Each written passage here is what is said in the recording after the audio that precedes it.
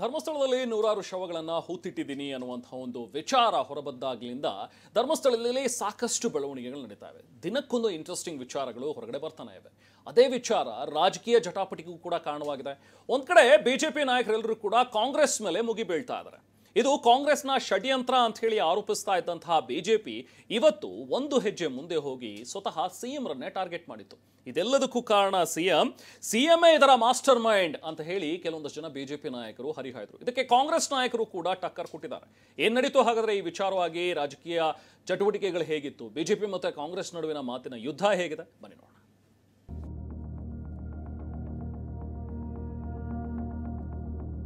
ಇವ್ರಿಗೆಲ್ಲ ಓನರ್ ಯಾರು, ಇವ್ರಿಗೆ ಮಾಸ್ಟರ್ ಮೈಂಡ್ ಯಾರು? That master mind is mister Siddaramaiah. BJP ಮಾಡ್ತಾ ಇರೋದು ರಾಜಕಾರಣ. ಗುಂಡಿ ತೆಗ್ದಂಗು ಗುಂಡಿ ಬಗ್ದಂಗು ಇವ್ರಿಗೇನೋ ಸಿಕ್ಬಿಡುತ್ತೆ ಅಂತೇಳಿ ಪಾಪ ಇಲ್ಲಿ ಸಿದ್ದರಾಮಯ್ಯನವರು ಕನ್ಸ್ ಕಾಣ್ತಾ ಇದ್ರು. ಧರ್ಮಸ್ಥಳದ ಹೆಗ್ಗಡೆಯವರೇ ಸ್ವಾಗತ ಮಾಡಿದ್ದಾರೆ. ಇವ್ರು ಹಿಡ್ಕೊಬಿಡೋದಿಲ್ಲ, ಅಲ್ಲಾಡ್ತಾ ಇದ್ದಾರೆ. ಈ ಎಡಪಂಥೀಯರು ಹೆಂಗೆ ಸಿದ್ದರಾಮಯ್ಯನವ್ರ ಮನೆಯಲ್ಲೇ ಸೇರಿ ಈ SIT ಕೊಡಕ್ಕೆ ಆದೇಶ ಮಾಡಿದ್ದು.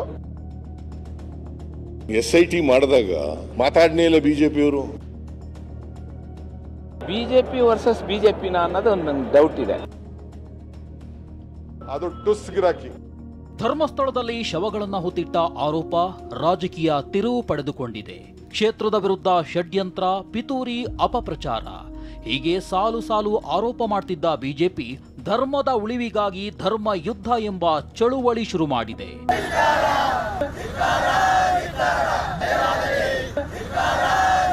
ಇದರ ಭಾಗವಾಗಿ ಈಗಾಗಲೇ ಗದಗ, ಮೈಸೂರಿನಲ್ಲಿ ಧರ್ಮಸ್ಥಳದ ಪರವಾಗಿ ಬಿಜೆಪಿ ಪ್ರತಿಭಟಿಸಿದೆ. ಈ ನಡುವೆ ಷಡ್ಯಂತ್ರದ ಆರೋಪವನ್ನ ಬಿಜೆಪಿ ನಾಯಕರು ಸಿಎಂ, ಡಿಸಿಎಂನತ್ತ ತಿರುಗಿಸಿದ್ದಾರೆ. ಸಿದ್ದರಾಮಯ್ಯ ಕುತಂತ್ರದ ಮಾಸ್ಟರ್ ಮೈಂಡ್. ಕಮ್ಯುನಿಸ್ಟರಿಂದ ಸಿಎಂ ಮನೆಯಲ್ಲೇ ಸಭೆ ಎಂದ ಅಶೋಕ್. ಶವಗಳನ್ನ ಹೂತಿಟ್ಟ ಪ್ರಕರಣದಲ್ಲಿ ರಚನೆಯಾಗಿದ್ದ SIT ಸುತ್ತ ಬಿಜೆಪಿ ರಾಜಕೀಯ ಬಲೆ ಹೆಣೆಯುತ್ತಿದೆ. ಕಮ್ಯುನಿಸ್ಟ್, ಎಡಪಂಥೀಯವರ ಮಾತು ಕೇಳಿ ತನಿಖಾ ತಂಡ ರಚನೆಯಾಗಿದೆ. ಸಿಎಂ ಮನೆಯಲ್ಲೇ ಕೂತು ಚರ್ಚಿಸಿದ್ದಾರೆ. ಇದಕ್ಕೆಲ್ಲ ಸಿದ್ದರಾಮಯ್ಯರೇ ಮಾಸ್ಟರ್ ಮೈಂಡ್ ಅಂತ ವಿಪಕ್ಷ ನಾಯಕ ಅಶೋಕ್ ಸ್ಫೋಟಕ ಆರೋಪ ಮಾಡಿದ್ದಾರೆ. ಮತ್ತೊಂದು ಕಡೆ ಬಿಜೆಪಿ ರಾಜ್ಯಾಧ್ಯಕ್ಷ ವಿಜಯೇಂದ್ರ ಸಿಎಂ, ಡಿಸಿಎಂಗೆ ಮಾಸ್ಕ್ ಹಾಕಿಕೊಳ್ಳುವ ಸ್ಥಿತಿ ಬಂದಿದೆ ಎಂದು ಲೇವಡಿ ಮಾಡಿದ್ದಾರೆ. ಈ ಎಡಪಂಥೀಯರು ಹೆಂಗೆ ವ್ಯೂಹವನ್ನ ರಚನೆ ಮಾಡಿ ಧರ್ಮಸ್ಥಳವನ್ನ ಹಾಳು ಮಾಡಬೇಕು, ತಿರುಪತಿ ವೆಂಕಟೇಶ್ವರನ್ನ ಹಾಳು ಮಾಡಬೇಕು, ಅಯ್ಯಪ್ಪ ಸ್ವಾಮಿಯನ್ನ ಹೇಗೆ ಹಾಳು ಮಾಡಬೇಕು ಅನ್ನೋದೇ ಇವ್ರದು ಎಡಪಂಥೀಯರ ಸ್ಟ್ಯಾಂಡ್. ಇದು ಇವ್ರಿಗೆಲ್ಲ ಓನರ್ ಯಾರು, ಇವ್ರಿಗೆ ಮಾಸ್ಟರ್ ಮೈಂಡ್ ಯಾರು? That master mind is mister Siddaramaiah. ಇವರೆಲ್ಲ ಸೇರ್ತಾ ಇದ್ದೀವಿ ಸಿದ್ದರಾಮಯ್ಯನವ್ರ ಮನೆಯಲ್ಲೇ ಸೇರಿ ಎಲ್ಲರೂ ಕೂಡ ಈ SIT ಕೊಡಕ್ಕೆ ಆದೇಶ ಮಾಡಿದ್ದು. ಗುಂಡಿ ತೆಗ್ದಂಗು ಗುಂಡಿ ಬಗ್ದಂಗು ಇವ್ರಿಗೇನೋ ಸಿಕ್ಬಿಡುತ್ತೆ ಅಂತೇಳಿ ಪಾಪ ಇಲ್ಲಿ ವಿಧಾನಸೌಧದಲ್ಲಿ ಕುತ್ಕೊಂಡು ಸಿದ್ದರಾಮಯ್ಯನವರು ಕನ್ಸ್ ಕಾಣ್ತಾ ಇದ್ರು. ಈಗ ಆತಂಕದಲ್ಲಿದ್ದಾರೆ ಸಿದ್ದರಾಮಯ್ಯನವರು, DK ಶಿವಕುಮಾರ್ ಅವರು. ಆ ದೂರುದಾರನ ಮುಖವಾಡ ಏನೋ ಕಳಚು ಬಿದ್ದಾಗಿದೆ. ಆದ್ರೆ ಮುಖ್ಯಮಂತ್ರಿಗಳು, ಉಪಮುಖ್ಯಮಂತ್ರಿಗಳು ಅವ್ರೀಗ ಮಾಸ್ಕ್ ಅನ್ನ ಹಾಕೊಂಡು ಇವತ್ತು ರಾಜ್ಯದಲ್ಲಿ ಓಡಾಡ್ತಕ್ಕಂಥ ಪರಿಸ್ಥಿತಿ ಇವತ್ತು ಬಂದ್ ನಿಂತಿದೆ. ಇದ್ರ ಹಿಂದ್ಗಡೆ ಒಂದು ಷಡ್ಯಂತ್ರ ಇದೆ. ಆ ಷಡ್ಯಂತ್ರ ಬಯಲಿಗೆಳಿಬೇಕು. ಇವರೆಲ್ಲ ಟೂಲ್ಗಳಾಗಿರ್ಬೋದು. ಮಾಸ್ಟರ್ ಮೈಂಡ್ ಬೇರೆ ಯಾರೋ ಇರ್ತಾರೆ. ಕಿಂಗ್ ಪಿನ್ ಅವ್ರ ಮೇಲೆ ಆಕ್ಷನ್ ಆಗ್ಬೇಕು. ಕಿಂಗ್ ಪಿನ್ ಮೇಲೆ, ಮಾಸ್ಟರ್ ಮೈಂಡ್ ಮೇಲೆ ಆಕ್ಷನ್ ಆಗ್ಬೇಕು. ಅವ್ರ ಮೇಲೆ ಆಕ್ಷನ್ ಆಗ್ಬೇಕು. ಇನ್ನು ಬಿಜೆಪಿ ಮಾಡ್ತಿರೋ ಪ್ರತಿಭಟನೆಯನ್ನ ಅಶೋಕ್ ಎಚ್ಚರಿಕೆಯ ಹೋರಾಟ ಅಂತ ಕರೆದಿದ್ದಾರೆ. ಆದ್ರೆ ಡಿಸಿಎಂ DK ಶಿವಕುಮಾರ್ ಮಾತ್ರ ಇದೊಂದು ಠುಸ್ಕಿರಾಕಿ ಬಿಡ್ರಿ ಅಂದಿದ್ದಾರೆ. ಎಲ್ಲಾ ದೇವಸ್ಥಾನಗಳ ಪರವಾಗಿ ನಾವು ನಿಲ್ತೀರಿ. ಈಗಾಗಲೇ ರಾಜ್ಯ ಅಧ್ಯಕ್ಷರು ಘೋಷಣೆ ಮಾಡಿದ್ದಾರೆ. ನಮ್ಮ ಹೋರಾಟವನ್ನ ಹಿಂದೂ ದೇವಾಲಯಕ್ಕೆ ಏನಾದರೂ ಅಪಮಾನ ಆದರೆ ಸುಮ್ಮನೆ ಬಿಡಲ್ಲ ಅಂತ ಎಚ್ಚರಿಕೆಯ ಹೋರಾಟವನ್ನು ನಾವು ಮಾಡ್ತಾ ಇದ್ದೀವಿ. ಅದು ಟುಸ್ ಗಿರಾಕಿ. ಬಿಜೆಪಿ ಮಾಡ್ತಾ ಇರೋದು ರಾಜಕಾರಣ. ನಮ್ಮ ಸರ್ಕಾರ, ಮೋಹಂತಿ ಮತ್ತು ಅವರ ತಂಡ ಬಹಳ ಕ್ಲೀನಾಗಿ ಅವ್ರ ಕೆಲಸ ಅವ್ರು ಮಾಡ್ತಾ ಇದ್ದಾರೆ. ಇಷ್ಟು ಮಾತ್ರವಲ್ಲ, ವಿಧಾನಸಭೆಯಲ್ಲೂ ಬಿಜೆಪಿ ಹೋರಾಟದ ಸುದ್ದಿ ಗದ್ದಲ ಎಬ್ಬಿಸಿತ್ತು. ಇದಕ್ಕೆಲ್ಲ ಸಿಎಂ ಸಿದ್ದರಾಮಯ್ಯ ತಿರುಗೇಟು ಕೊಟ್ಟಿದ್ದಾರೆ.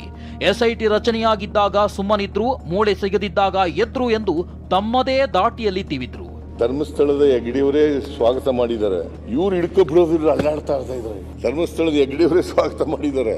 SIT ಮಾಡಿದಾಗ ಮಾತಾಡ್ನೇ ಇಲ್ಲ ಬಿಜೆಪಿಯವರು. ಅವ್ರು ತೋರಿಸಿದಂಥ ಜಾಗಗಳಲ್ಲಿ ಅಗಿತಾರೆ. ಎರಡು ಕಡೆ ಮಾತ್ರ ಸಿಗ್ತದೆ. ಒಂದು ಕಡೆ ಅಸ್ಥಿಪಂಜರ, ಇನ್ನೊಂದು ಕಡೆ ಮೂಳೆಗಳು ಸಿಗ್ತವೆ. ಅದು ಬಿಟ್ಟರೆ ಇನ್ನು 13 ಸ್ಥಳಗಳಲ್ಲಿ ಸಿಗೋದಿಲ್ಲ. ಅದು ಗೊತ್ತಾದ ಮೇಲೆ ಶುರುವಾಗೋಯ್ತು ನೋಡಿ BJP ಅವ್ರದ್ದೆಲ್ಲ. ಹೀಗೆ ರಾಜ್ಯ ರಾಜಕಾರಣದಲ್ಲಿ ಆರೋಪ ಪ್ರತ್ಯಾರೋಪಗಳ ಸುರಿಮಳೆಯಾಗ್ತಿದೆ. ಈ ನಡುವೆ ಮಾಜಿ ಸಚಿವ ಕಿಮ್ಮನೆ ರತ್ನಾಕರ ಬಿಜೆಪಿಗರಿಗೆ ಧರ್ಮ, ನಂಬಿಕೆ, ಭಾವನೆಯ ಪಾಠ ಮಾಡಿದ್ದಾರೆ.